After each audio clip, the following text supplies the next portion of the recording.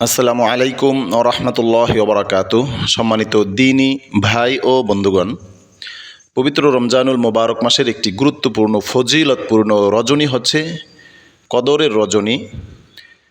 সেই রজনীতে আমরা সকল ধর্মপ্রাণ মুসলমানগণ আল্লাহ তাআলার দরবারে আমাদের সকলের মিনতি আরজি, আমাদের সকল চাওয়াগুলো আল্লাহ তাআলার দরবারে পেশ করি।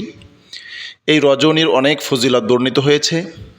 এই রজনীর জন্য একটি বিশেষ দোয়া আমাদের নবীজি সাল্লাল্লাহু আলাইহি ওয়াসাল্লাম আমাদেরকে শিখিয়েছেন।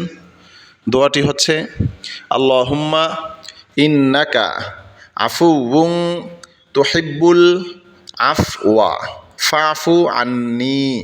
বন্ধুগণ, আপনারা এই দোয়াটি আরও অন্যভাবে শুনে থাকবেন, যেমন আল্লাহুম্মা ইন্নাকা আফুউন তুহিব্বুল আফওয়া ফাফু আন্নি ইয়া কারিম। এখানে ইয়া কারিম শব্দটি অতিরিক্ত যোগ করা হয়েছে। আবার অন্যভাবে শুনে থাকবেন আল্লাহুম্মা ইন্নাকা আফুউন কারিমুন। এখানে কারিমুন শব্দটি আগে যোগ করা হয়েছে। কারিমুন তুহিব্বুল আফওয়া ফাফু আন্নি। আবার আপনারা কোথাও শুনে থাকবেন আল্লাহুম্মা ইন্নাকা আফুউন তুহিব্বুল আফওয়া ফাফু আন্না। সেখানে আন্না বলা হয়েছে। অর্থাৎ যদি যৌথভাবে কোনো মোনাজাত করা হয় বা ইমাম সাহেব বলে থাকেন, তাহলে আন্না ব্যবহার করা যাবে। আল্লাহ তাআলা আমাদের সকলকে তৌফিক দান করুক, আমিন।